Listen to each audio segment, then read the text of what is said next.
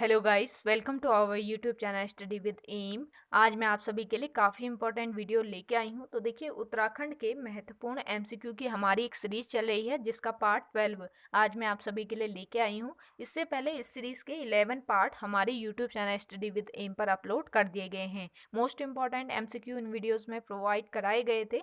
जिन लोगों ने इन वीडियोज़ को नहीं देखा है तो हमारे YouTube channel study with M पर विजिट करके देख सकते हैं। आज की इस वीडियो में हम 20 मोस्ट इंपॉर्टेंट एमसीक्यू डिस्कस करेंगे जो कि आपके आगामी सभी उत्तराखंड एग्जाम के लिए इंपॉर्टेंट है। आपका 23 जनवरी को आरओ का एग्जाम होने वाला है। तो देखिए, जिन लोगों का आरओ का एग्जाम होने वाला है उन सभी लोगों के लिए भी आज की ये वीडियो काफ़ी हेल्पफुल रहने वाली है। तो आप सभी लोग हमारी इस वीडियो को स्टार्टिंग से लेकर एंड तक जरूर देखिएगा।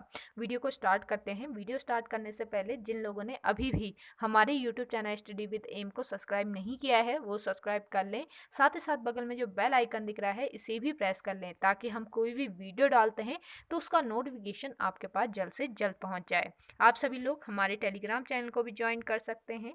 अराउंड 6.1 के यहाँ पे ग्रुप मेंबर्स हो चुके हैं। सुबह 10 बजे और शाम 8 बजे यहाँ पे क्विज का आयोजन भी कराया जाता है। इसके अलावा अदर इंपॉर्टेंट अपडेट्स पीडीएफ्स यहीं पे शेयर की जाती हैं। लिंक आपको उसका डिस्क्रिप्शन बॉक्स में मिल जाएगा। बढ़ते हैं आज की वीडियो की ओर।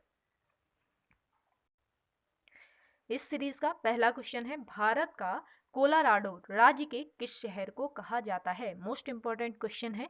आपको बताना है कि भारत का कोलोराडो राज्य के किस शहर को कहा जाता है।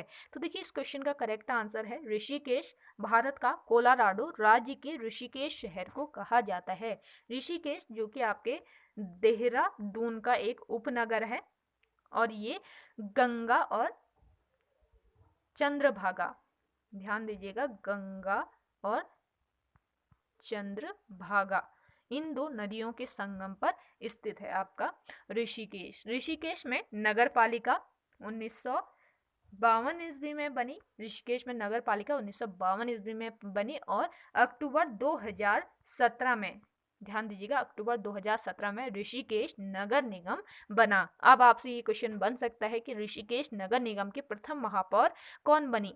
ऋषिकेश नगर निगम की प्रथम महापौर बनी अनीता ममगाई। अनीता ममगाई ऋषिकेश नगर निगम की प्रथम महापौर बनी। अगला क्वेश्चन देखिए। नेक्स्ट क्वेश्चन है आपका, कुमाऊं क्षेत्र में सर्वाधिक अवधि वाला मेला कौन सा है। तो देखिए, यहाँ पे कुमाऊं क्षेत्र की बात हो रही है। कुमाऊं क्षेत्र में सर्वाधिक अवधि वाला जो मेला है ये है आपका पूर्णागिरि मेला। अगर आपसे पूछा जाता है कि गढ़वाल क्षेत्र में सर्वाधिक अवधि वाला मेला कौन सा है तो ये हो जाता आपका कुंभ मेला। तो ये दोनों क्वेश्चन अलग अलग तरीके से पुट अप हो सकते हैं आयोग के द्वारा, आपको दोनों तरीके से ध्यान में रखना है। तो देखिए, पूर्णागिरि मंदिर, पूर्णागिरि मंदिर की बात करते हैं। सबसे पहले पूर्णागिरि जो कि आपके चंपावत जनपद में अवस्थित पूर्णागिरि का मंदिर अन्नपूर्णा शिखर, ध्यान दीजिएगा, अन्नपूर्णा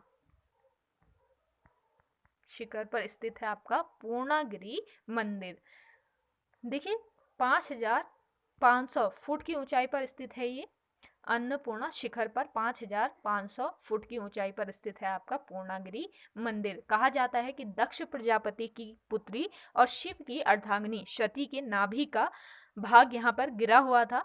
देखिए, पूर्णागिरि मेला, यहाँ पे पूर्णागिरि मेला पूछा है ना आपसे, तो पूर्णागिरि मेला आपके चंपावत जनपद में चैत्र नवरात्र को कब लगता है ये भी पूछा जा सकता है। तो चैत्र नवरात्र में लगता है ये मेला जो कि 2 माह तक चलता है। देश में 108 शक्ति पीठों में से एक है आपका पूर्णागिरि शक्ति पीठ, ये भी आपको ध्यान में रखना है। अगला देखिएगा। नेक्स्ट क्वेश्चन है आपका, भिलंगना नदी के तट पर स्थित पहला गांव कौन सा था। देखिए, भिलंगना नदी के तट पर स्थित पहला गांव जो है ये है आपका गंगी गांव। ऑप्शन फर्स्ट इस क्वेश्चन का करेक्ट आंसर है।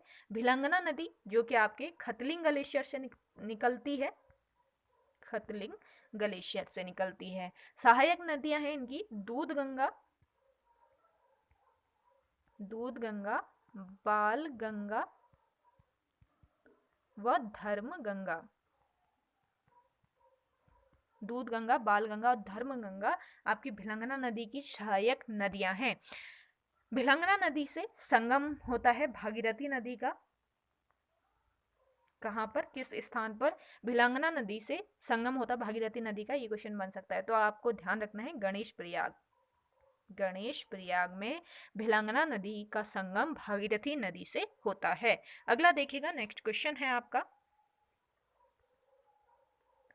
उत्तराखंड हिमालय में गंधमादन पर्वतों को किस नाम से जाना जाता है। तो देखिए हिमालय, उत्तराखंड हिमालय में गंधमादन पर्वत को जाना जाता है चौखंबा पर्वत के नाम से। ऑप्शन थर्ड इस क्वेश्चन का करेक्ट आंसर है चौखंबा।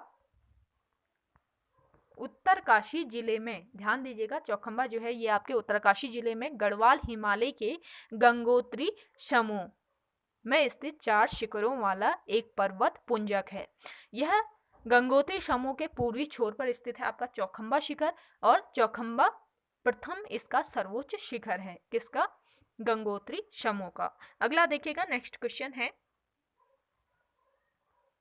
निम्न में से कौन सा मंदिर स्थापत्य कला की दृष्टि से भिन्न है। आपको बताना है, जो भी आपके मंदिर दिए हैं कौन सा मंदिर ऐसा है जो स्थापत्य कला की दृष्टि से बिल्कुल भिन्न है। तो ये मंदिर है आपका देवप्रयाग का रघुनाथ मंदिर। देखिए देवप्रयाग का रघुनाथ मंदिर स्थापत्य कला की दृष्टि से भिन्न है।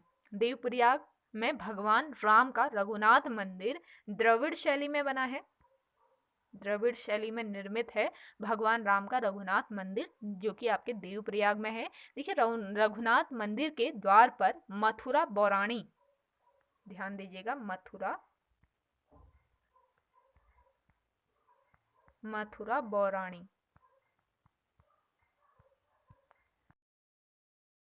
के द्वार पर मथुरा बौराणी का एक लेख है जो कि पृथ्वीपति शाह के समय का है। अगला देखिएगा, नेक्स्ट क्वेश्चन है आपका,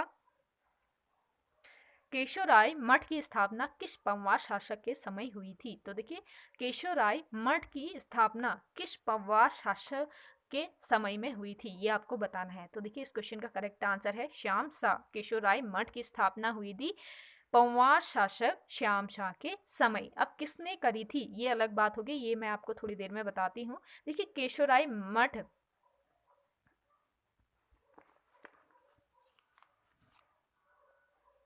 आपका श्रीनगर में है, केशोराय मठ है श्रीनगर में। श्याम शाह के शासनकाल की बात करें तो श्याम शाह का शासनकाल 1611 ईस्वी से लेकर 1630 ईस्वी तक था। 1611 ईस्वी से लेकर 1630 ईस्वी तक श्याम शाह का शासनकाल रहा।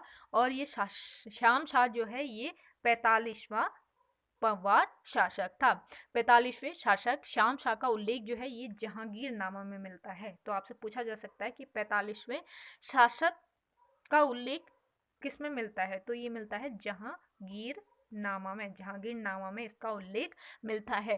देखिए केशोराय मठ की स्थापना हुई 1625 ईस्वी में, जो कि श्याम शाह के शासनकाल में हुई थी। कहाँ पे हुई थी? श्रीनगर में इसकी स्थापना हुई थी। और केशोराय मठ जो है इसकी स्थापना महीपति शाह ने की थी। महीपति शाह ने केशोराय मठ की स्थापना की थी। तो दोनों अलग अलग क्वेश्चन हो गए ना। तो आयोग किसी भी तरीके से आपसे घुमा के क्वेश्चन पूछ सकता है, केशोराय मठ की स्थापना किस पंवार शासक के समय हुई थी। तो ये क्वेश्चन आता है तो आपका राइट आंसर हो जाएगा श्याम शाह। अगर आपसे पूछा जा सकता है कि केशोराय मठ की स्थापना किस पंवार शासक ने की थी, तो आपका आंसर हो जाएगा महीपति शाह। तो आपको दोनों चीजें ध्यान में रखनी है। देखिए केशोराय मठ के द्वार पर उत्कीर्ण लेख में महीपति शाह का नाम आता है। इससे लगता है कि परिवार में श्रेष्ठ होने के नाते इसका निर्माण महीपति शाह ने करवाया था। नेक्स्ट क्वेश्चन है आपका, गाइस वीडियो पसंद आई है तो वीडियो को लाइक कीजिएगा। जिन लोगों ने अभी भी हमारे YouTube channel study with M को सब्सक्राइब नहीं किया है वे लोग जरूर सब्सक्राइब कीजिएगा। वीडियो को ज़्यादा से ज़्यादा शेयर कीजिए अपने दोस्तों के साथ, अपने व्हाट्सएप ग्रुप्स में। और देखिए अगला है आपका, शिवानंद आश्रम की स्थापना कब हुई। शिवानंद आश्रम की स्थापना हुई थी 1936 ईस्वी में। ऑप्शन थर्ड इस क्वेश्चन का करेक्ट आंसर है शिवानंद आश्रम, जो कि आपके ऋषिकेश में स्थित है। ऋषिकेश में शिवानंद आश्रम स्थित है। इसकी स्थापना 1936 ईस्वी में हुई थी। एक और आश्रम है ऋषिकेश में जिसका नाम है स्वर्ग आश्रम। आपने नाम सुना होगा, स्वर्ग आश्रम। इसकी स्थापना स्वामी विशुद्धानंद ने की थी ऋषिकेश में। देखिए 1936 की बात हो रही है। 1936 ईस्वी में एक और आश्रम की स्थापना हुई थी जिसका नाम है नारायण आश्रम, और ये नारायण आश्रम स्थित है आपका पिथौरागढ़ जनपद में। तो इस तरीके के क्वेश्चन आपको ध्यान में रखने हैं, इन पॉइंट्स को नोट डाउन जरूर कीजिएगा, आगामी एग्जाम के लिए इंपॉर्टेंट है। अगला देखिएगा, टैगोर हिल नामक स्थान कहाँ स्थित है। देखिए टैगोर हिल, यहाँ इसका नाम टैगोर टॉप भी है, कहीं पे आपको टैगोर टॉप भी पूछ लिया जाएगा। तो टैगोर हिल या टैगोर टॉप ये स्थित है आपके रामगढ़ में, जो कि नैनीताल जिले में स्थित है। टैगोर टॉप, टैगोर हिल ये आपके रामगढ़ में स्थित है, जहाँ पर रविंद्रनाथ टैगोर ने प्रवास किया था। यहाँ पे रविंद्रनाथ टैगोर ने प्रवास किया था, इसलिए इस स्थान का नाम है टैगोर हिल या टैगोर टॉप। देखिए रामगढ़, जो कि इसको कुमाऊं में फलों का कटोरा कहा जाता है। रामगढ़ कुमाऊं में फलों के कटोरे के नाम से प्रसिद्ध है। रामगढ़ में महादेवी वर्मा, ध्यान दीजिएगा, महादेवी वर्मा संग्रहालय भी स्थित है रामगढ़ में। अगला देखिएगा, नेक्स्ट क्वेश्चन है आपका, उत्तराखंड ग्राम विकास संस्थान कहाँ स्थित है। देखिए उत्तराखंड ग्राम विकास संस्थान ये स्थित है आपके रुद्रपुर में। ऑप्शन फर्स्ट इस क्वेश्चन का राइट आंसर हो जाएगा। देखिए रुद्रपुर नगर जो है इसकी स्थापना की थी चंद शासक रुद्रचंद ने। चंद शासक रुद्रचंद ने रुद्रपुर नगर की स्थापना की थी। रुद्रचंद ने रुद्रपुर में एक सैन्य शिविर, ध्यान दीजिएगा, सैन्य शिविर की भी इसने स्थापना की थी रुद्रपुर नगर में। चंद काल में रुद्रपुर को बोक्साड़ नाम से जाना जाता था। तो आपसे पूछा जा सकता है कि चंद शासन काल में किस स्थान को बोक्साड़ नाम से जाना जाता था। तो ये स्थान हो जाएगा आपका रुद्रपुर नामक स्थान।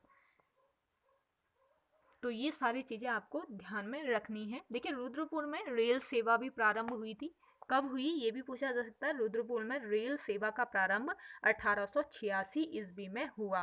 रुद्रपुर आपका कल्याणी नदी के तट पर स्थित है, और उत्तराखंड ग्राम विकास संस्थान ये भी आपके रुद्रपुर में ही स्थित है। सारे पॉइंट्स आप नोट डाउन जरूर कीजिएगा, कहीं से भी आपका आयोग द्वारा क्वेश्चन बन सकता है। अगला क्वेश्चन देखिएगा, अगला है आपका,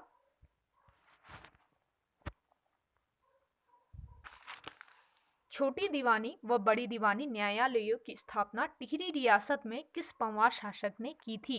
तो देखिए छोटी दीवानी और बड़ी दीवानी इन न्यायालयों की स्थापना की थी टिहरी में सुदर्शन शाह ने। ऑप्शन थर्ड इस क्वेश्चन का करेक्ट आंसर है। देखिए 1848 ईस्वी में सुदर्शन शाह ने टिहरी में राजभवन बनाया था, जिसे पुराना दरबार कहा जाता था। सुदर्शन शाह ने 28 दिसंबर 1815 ईस्वी को टिहरी में अपनी राजधानी बनाई थी।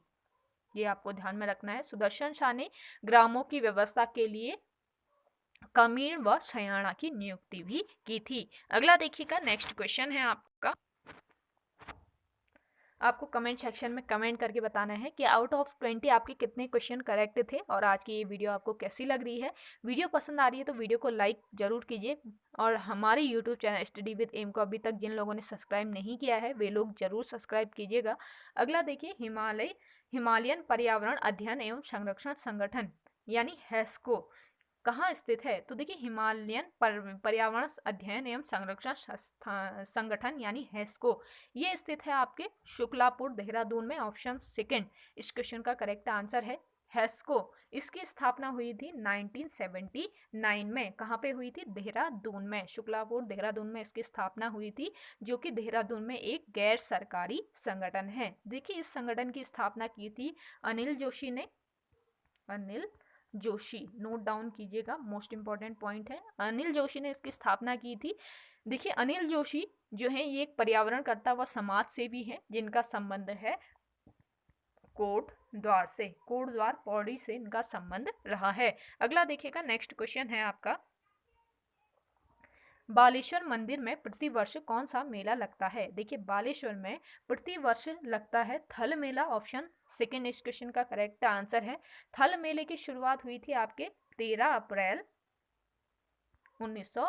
1940 ईस्वी से थल मेला जलियांवाला बाग दिवस के दिन मनाया जाता है। तो ये सारे पॉइंट ध्यान रखिएगा।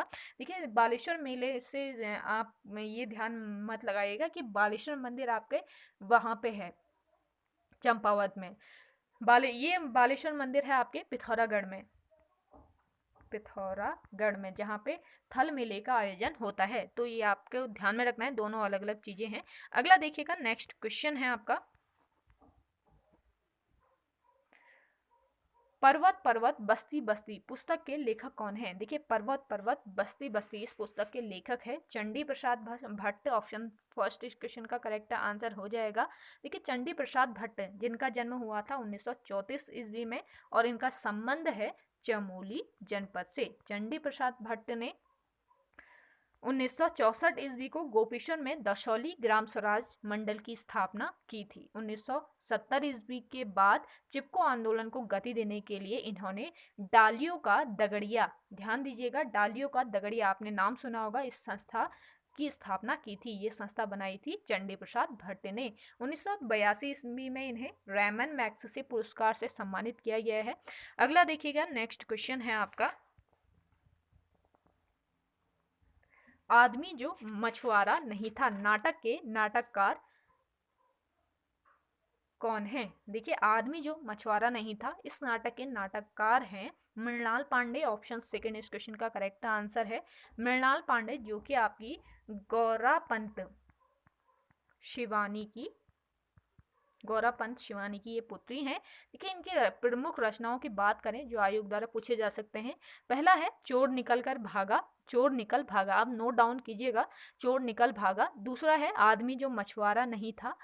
तीसरा है जो रामे रची राखा, ये इनकी एक प्रसिद्ध इनका एक नाटक है। और देखिए अंग्रेजी रचना की बात करें तो इनकी एक प्रसिद्ध अंग्रेजी रचना है जिसका नाम है इंडियन थिएटर टुडे। यहाँ पे लिखना पॉसिबल नहीं हो रहा है तो आप अपनी कॉपी में इसे नोट डाउन जरूर कीजिएगा अपनी नोटबुक में। यहाँ पे स्क्रीन पर इतना बड़ा लिखा नहीं जाता है, बहुत टाइम लग जाएगा इसको लिखने में। अगला देखिएगा, अगला क्वेश्चन है आपका, सुरेंद्र सिंह कनवासी किस खेल से संबंधित है? सुरेंद्र सिंह कनवासी ये संबंधित है आपके नौकायन से। ऑप्शन फोर्थ इस क्वेश्चन का करेक्ट आंसर है सुरेंद्र सिंह कनवासी अर्जुन पुरस्कार सम्मानित अंतर्राष्ट्रीय नौकायन खिलाड़ी हैं। ये एक अंतर्राष्ट्रीय नौकायन खिलाड़ी हैं। अगला देखिएगा, नेक्स्ट क्वेश्चन है आपका, गुमानी पंत की रचनाएं किस काल के समीप की हैं? देखिए गुमानी पंत इनकी रचनाएं हैं आदिकाल की। ऑप्शन सेकंड इस क्वेश्चन का करेक्ट आंसर हो जाएगा। कुमाऊं के सबसे प्राचीन कवि हैं आपके गुमानी पंत। इनका जन्म 1790 ईस्वी में काशीपुर में हुआ था और मूल नाम है इनका लोकरत्न पंत इनका मूल नाम था। गुमानी पंत काशीपुर के राजा थे गुमान सिंह देव की राजसभा में कवि थे। और देखिए टिहरी नरेश सुदर्शन शाह के दरबार में भी ये रहे थे आपके गुमानी पंत। अगला देखिएगा, नेक्स्ट क्वेश्चन है आपका, का विस्तृत वर्णन किसकी रचना में प्राप्त होता है? देखिए कराचल अभियान, इसका विस्तृत वर्णन किया गया है इब्न बतूता की रचना में। ऑप्शन थर्ड इस क्वेश्चन का करेक्ट आंसर है इब्न बतूता, जो कि आपके अरब यात्री विद्वान और एक लेखक था और ये मुसलमान यात्रियों में सबसे महान था। इसकी एक रचना है जिसमें कराचल अभियान का विस्तृत वर्णन किया गया है। अगला देखिएगा, नेक्स्ट क्वेश्चन है आपका,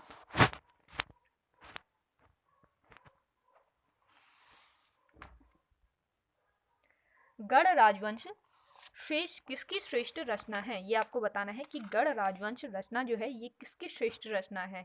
तो ये श्रेष्ठ रचना है मौला राम की। ऑप्शन सेकंड इस क्वेश्चन का करेक्ट आंसर हो जाएगा। देखिए मौला राम तोमर जो है ये गढ़वाली शैली के प्रसिद्ध चित्रकार थे, ये आप सभी को पता होगा। इनका जन्म 1743 ईस्वी को श्रीनगर में हुआ था। इनके जो गुरु थे ये राय सिंह थे। बहुत बार पूछा जाता है कि बताइए मौला राम के गुरु कौन थे, तो इनके गुरु थे राय सिंह। देखिए मौला राम के वंशज सुनार हुआ करते थे, सुनार थे इनके वंशज। मौला राम की एक चित्रशाला है जो कि आपके श्रीनगर में स्थित है, ये आपको पता होना चाहिए। इसके अलावा देखिए मौलाराम जो है ये हिंदी, फारसी व संस्कृत के अच्छे विद्वान थे। 1833 ईस्वी में मौलाराम की मृत्यु हो गई थी। ये पॉइंट याद रखिएगा, सारे पॉइंट इंपॉर्टेंट है। अगला है आपका कुमाऊं व नेपाल को कौन सी नदी अलग करती है? कुमाऊं और नेपाल को अलग करने वाली नदी है इसमें से काली नदी। ऑप्शन सेकंड इस क्वेश्चन का राइट आंसर हो जाएगा। देखिए काली नदी जो कि राज्य के पूर्वी सिरे में बहती है। काली नदी जैक्सन श्रेणी के लिपुलेख के पास काला पानी, ध्यान दीजिएगा, काला पानी नामक स्थान से ये निकलती है। स्कंद पुराण में काली नदी को श्यामा नदी कहा गया है। श्यामा नदी कहा जाता है स्कंद पुराण में काली नदी को। देखिए पौराणिक रूप से काली नदी का जल पवित्र नहीं माना जाता है, ये आपको ध्यान में रखना है।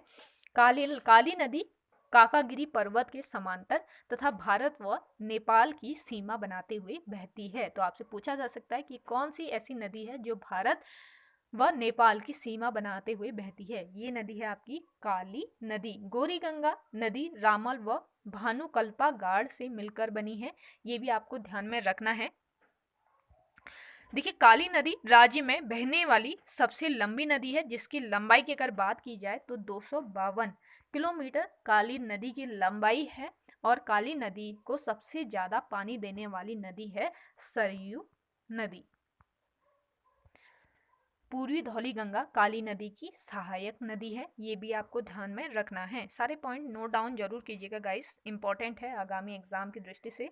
लास्ट क्वेश्चन देखिए आज की इस वीडियो का, गढ़वाल के प्रसिद्ध चित्रकार एवं कवि मौलाराम अपनी रचनाओं में किस भाषा का प्रयोग करते थे? तो देखिए आपको पता है कि गढ़वाल के प्रसिद्ध चित्रकार हैं आपके मौलाराम, इन्होंने अपनी रचनाओं में किस भाषा का प्रयोग किया है ये आपको बताना है। तो देखिए इन्होंने अपनी अपनी रचनाओं में ब्रिज भाषा का प्रयोग किया है। अगर आपसे पूछा जा सकता है कि मौलाराम की ब्रिज भाषा की श्रेष्ठ रचना कौन सी है, बताइए कि मौलाराम की ब्रिज भाषा की श्रेष्ठ रचना कौन सी है, ये क्वेश्चन बन सकता है आयोग से। तो ये है आपकी, ये इस रचना का नाम है गढ़ राजवंश। गढ़ राजवंश मौलाराम की ब्रिज भाषा की श्रेष्ठ रचना है। ये सारे पॉइंट ध्यान रखिएगा। ओके गाइज, आज के वीडियो में इतना ही। आई होप आपको वीडियो पसंद आई होगी। अगर आपको हमारी ये वीडियो पसंद आती है तो वीडियो को लाइक, शेयर एंड हमारे YouTube channel study with M को ज़्यादा से ज़्यादा सब्सक्राइब जरूर कीजिएगा। वीडियो को ज़्यादा से ज़्यादा शेयर कीजिए अपने दोस्तों के साथ, अपने व्हाट्सएप ग्रुप्स में। मिलते हैं एक नई इंटरेस्टिंग वीडियोज़ के साथ, तब तक के लिए धन्यवाद।